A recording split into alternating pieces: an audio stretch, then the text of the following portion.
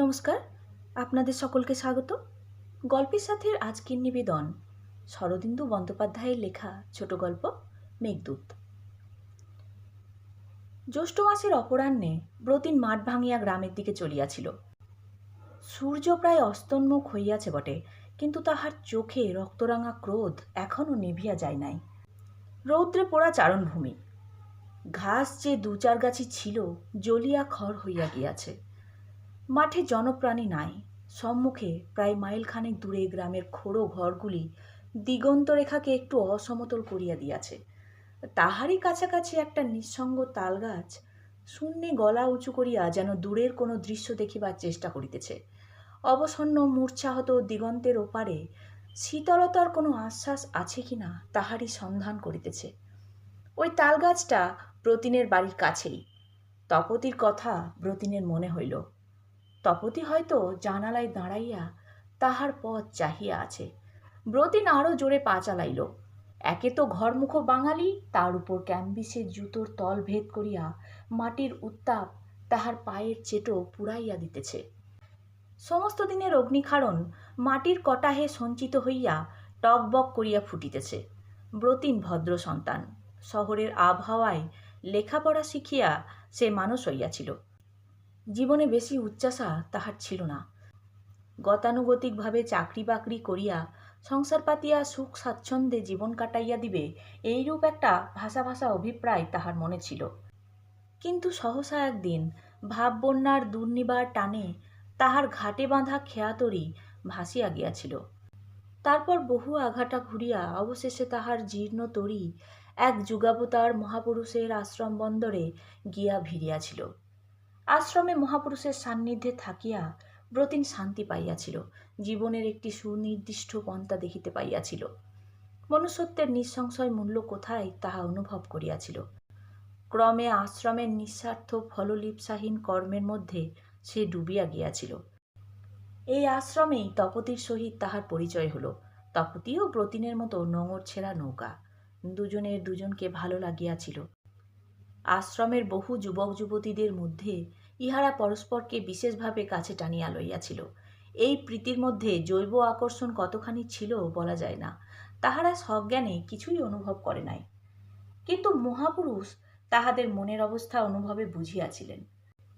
একদিন তাহাদের নিভৃতে ডাকিয়া স্মিতমুখে বলিলেন, তোমাদের মনের কথা আমি জানি, বিয়ে করবে? দুজনে গুরুর সম্মুখে পাশাপাশি বসিয়াছিল। তাহার কথা শুনিয়া চমকিয়া উঠিল। পুলকিত চিত্তে ভাবিল, গুরু কি অন্তর্যামী? তাহাদের অন্তরের গূঢ়তম আকাঙ্ক্ষা তিনি জানিলেন কি করিয়া? তাহাদের মুখের ভাব দেখিয়া গুরু আবার হাসিলেন, বলিলেন, বেশ, তোমাদের আমি বিয়ে দেব, কিন্তু একটি শর্ত আছে। যতদিন ভারতবর্ষ স্বাধীন না হয় ততদিন ব্রহ্মচর্য পালন করিবে। শর্তের কথা শুনিয়া দুজনেই লজ্জা পাইয়াছিল, একটু কৌতুকও অনুভব করিয়াছিল। মাছকে যদি বলা হয় তুমি সারা জীবন জলে বাস করিবে, তাহা হইলে সে কি দুঃখিত হয়? ব্রতিন ও তপতি এতাবৎ অনায়াসে অবহেলা ভরে ব্রহ্মচর্য পালন করিয়াছে। কখনো গুরুতর চিত্তচাঞ্চল্য ঘটে নাই। তবে যে আজ তাহারা পরস্পরের কামনা করিয়াছে, সে তো মনের প্রতি মনের আকর্ষণ, সান্নিধ্যের বাসনা, আত্মসমর্পণের আনন্দ। তাহারা পরস্পরের হইতে চায়, ইহার বেশি আর কিছু নয়। নতমুখে ঘাড় নাড়িয়া তাহারা গুরুর শর্ত সর্বান্তকরণে স্বীকার করিয়া লইয়াছিল। অতঃপর মহাপুরুষ স্বয়ং তাহাদের বিবাহ দিয়াছিলেন। বিবাহের কিছুদিন পরে মহাপুরুষ বলিয়াছিলেন, এখানকার কাজ তোমাদের শেষ হয়েছে, এখন গ্রামে গিয়ে বাস করো, তোমাদের আদর্শে গ্রামবাসীকে গড়ে তোলো। ব্রতিনরা 3 পুরুষ আগে জমিদার ছিল। এখনও গ্রামে তাহাদের ভাঙা ভদ্রাসন ও কয়েক বিঘা জমি পড়িয়াছিল। ব্রতিন তপতিকে লইয়া ভাঙা ভদ্রাসনে গিয়া উঠিল। তদবধি গত কয়েক মাস ধরিয়া এই গ্রামে তাহাদের জীবনযাত্রা শান্ত ধারায় বহিয়া চলিয়াছে। ব্রতিন জমিজমা দেখে, গ্রামের ছেলেবুড়োকে পড়ায়, তপতি গৃহকর্ম করে, গ্রামের মেয়েদের সেলাই শেখায়, সুতা কাটিতে শেখায়। এমনিভাবে শীত বসন্ত কাটিয়াছে, জ্যৈষ্ঠও শেষ হইতে চলিল। আজ সকালে ব্রতিন পাশের গ্রামে গিয়াছিল একজোড়া বলদ কিনিবার জন্য। বর্ষা নামিতে আর দেরি নাই, এখন হইতে চাষবাসের ব্যবস্থা করিতে হইবে। নিদাগের কঠোর পৌরুষ কখন সংযম হারাইয়া সঞ্জীবনী ধারায় পৃথিবীকে নিষিক্ত করিবে তাহার স্থিরতা নাই। রৌদ্র ঋতুরক্ষা ধরিত্রী প্রতীক্ষা করিয়া আছে। পাশের গ্রামটি ক্রোশ 2 দূরে। সেখানে দ্বীপ্রহর কাটাইয়া ব্রতিন বাড়ি ফিরিতেছিল। বলদ দুটি তাহার পছন্দ হইয়াছে, দরদামও ঠিক হইয়াছে। কাল সকালে তাহার লোক গিয়া তাহাদের লইয়া আসিবে। ব্রতিন ভাবিতে ভাবিতে চলিয়াছিল, বলদ দুটি তপতির নিশ্চয় খুব পছন্দ হইবে। গোলগাল গড়ন, দুধের মতো সাদা, যেন দুটি যমজ ভাই। ব্রতিন তাহাদের নাম রাখিবে কার্তিক গণেশ, না গৌরনিতাই। তপতি তাহাদের না দেখা পর্যন্ত উত্তেজনায় ছটফট করিয়া বেড়াইবে। রাত্রে ঘুমাইতে পারিবে না। তপতির একটা অভ্যাস, কোনো বিষয়ে অধিক কৌতূহল হইলে সে বাঁ হাত দিয়া ডান হাতের তর্জনী মুঠি করিয়া ধরিয়া 2 হাত একসঙ্গে নাড়িতে থাকে এবং অনর্গল প্রশ্ন করে। আজও তেমনিভাবে 2 হাত নাড়িতে নাড়িতে জিজ্ঞাসা করিবে, বলো না কেমন দেখতে, কত বয়স? সিং খুব বড় বড়? চিন্তান্বিত মুখে চলিতে চলিতে ব্রতিন সহসা অনুভব করিল তাহার চারিদিকে আলোর উগ্রতা যেন ম্লান হইয়া গিয়াছে। সে চকিতে চোখ তুলিয়া আকাশের পানে চাহিল, তারপর থমকিয়া দাঁড়াইয়া পড়িল। তাহার হর্ষোৎফুল্ল চোখে নীল কপিস ও মেঘের ছায়া পড়িল। নৃত্যপাগল বাউলের বিস্রস্ত জটা ছড়াইয়া পড়িয়াছে। সূর্যের চোখে গাঢ় মেঘের অঞ্জন। প্রবল বাতাসের ফুৎকারে ফুৎকারে মেঘের দল ছুটিয়া আসিতেছে। তাহাদের খাঁজে খাঁজে নীল বিদ্যুতের চাপা আগুন। বায়ুমণ্ডলে একটা শব্দহীন স্পন্দন উঠিতেছে, ঝনন ঝনন। ব্রতিন দাঁড়াইয়া প্রকৃতির এই হর্ষোন্মোদনা দেখিতে লাগিল। দূরে তাহার বাড়ির পাশের তালগাছটা নিশ্চল হইয়া দাঁড়াইয়াছিল।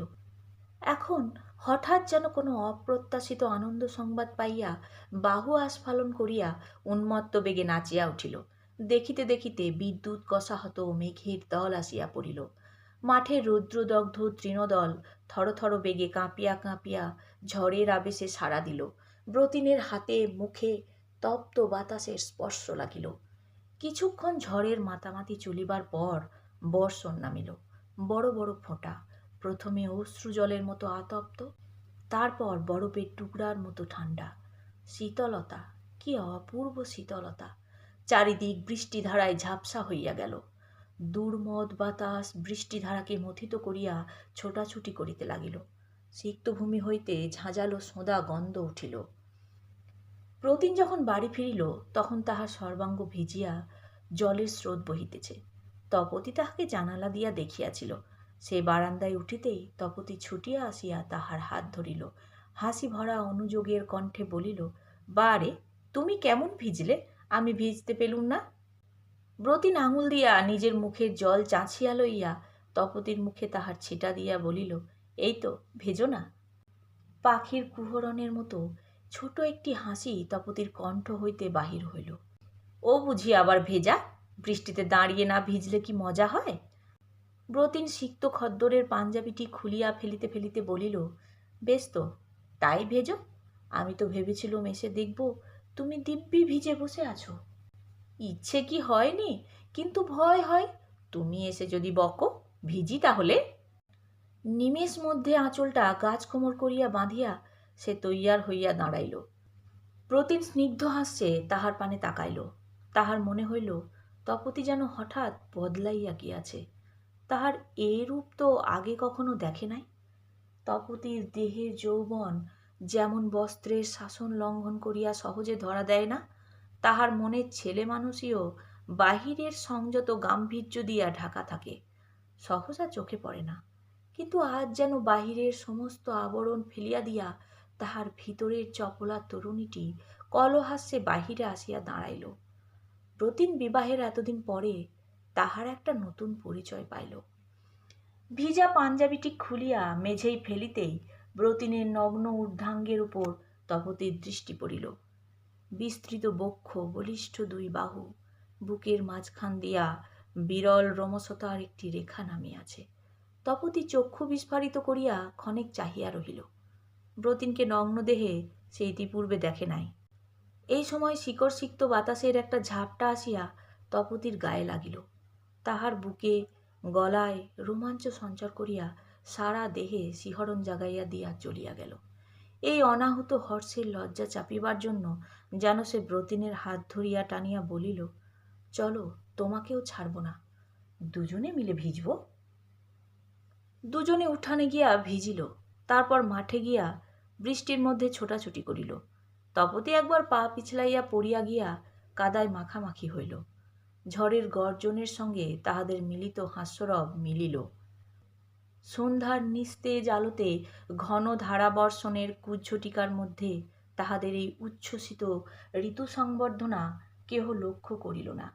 অবশেষে ভিজিবার স্বাদ আকণ্ঠ পূর্ণ করিয়া তাহারা বাড়ি ফিরিয়া আসিল। বারান্দায় দুজনে হাসি মুখে দুজনের দিকে ফিরিল। কেমন মন ভরেছে এবার?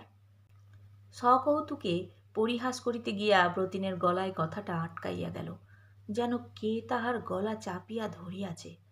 বৃষ্টির মধ্যে হুড়াহুড়ি করিবার সময় সে এমন করিয়া তপতির সিক্তবাস দেহটি লক্ষ্য করে নাই। এ যেন ভরা পুকুরে প্রায় ডুবিয়া যাওয়া একটি কুমুদ ফুল ফুটিয়াছে। নারীত্বের গৌরবে তাহার যৌবনশ্রী যেন উদ্ভিন্ন হইয়া পড়িয়াছে। ব্রতিন ক্ষণেক নিঃশ্বাস রোধ করিয়া রহিল। তারপর চক্ষু ফিরাইয়া লইয়া বলিল, যাও, আর দেরি করো না, ভিজে কাপড় ছেড়ে ফেলো, বলিয়া নিজের ঘরে প্রবেশ করিল। রাত্রি হইয়াছে।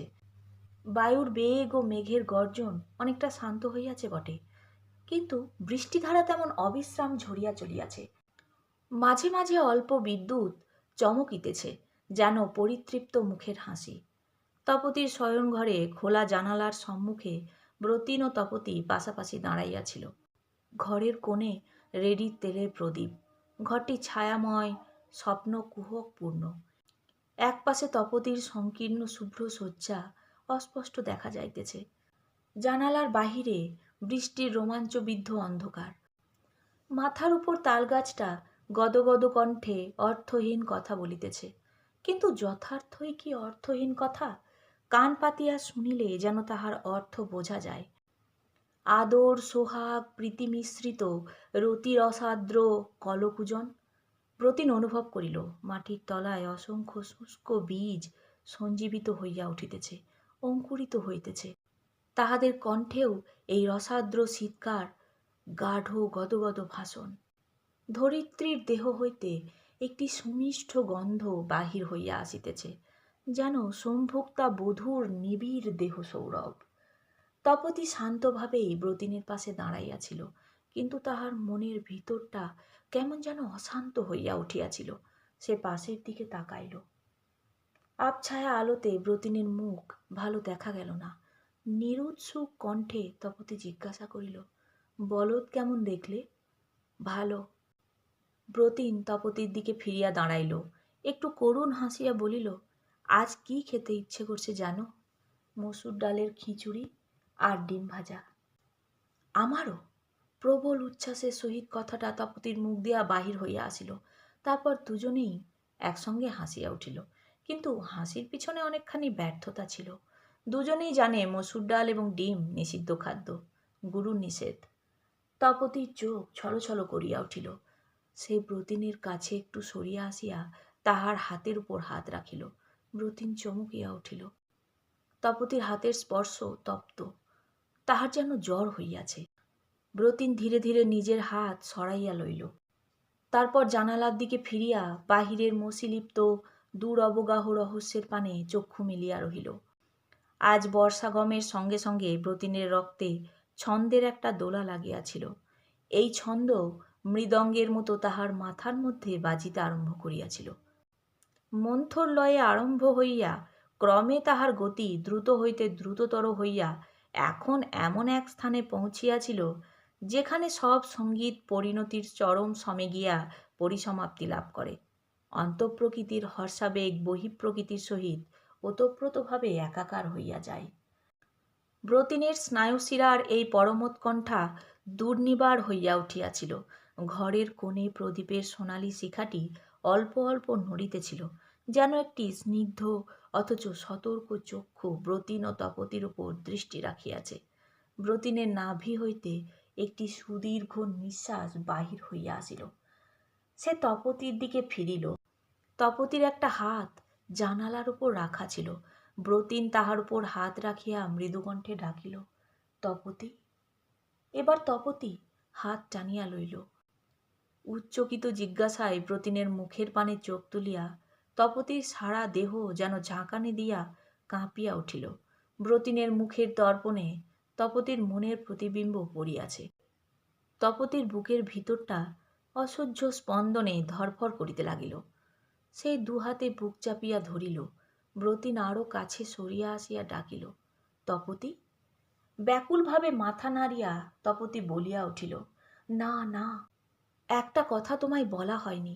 আজ গুরুদেবের চিঠি এসেছে। পাথরের মূর্তির মতো ব্রতিন দাঁড়াইয়া রহিল। কতক্ষণ দাঁড়াইয়া রহিল সে নিজেই জানে না। তারপর মনের অতল হইতে উঠিয়া আসিয়া সে দেখিল জানালার উপর মুখ রাখিয়া তপতি নিঃশব্দে স্থির হইয়া আছে। নীরস কণ্ঠে ব্রতিন বলল, আজ রাতে কিছু খাবো না, খিদে নেই। বলিয়া নিজের শয়নঘরে গিয়া মাঝের দরজা বন্ধ করিয়া দিল।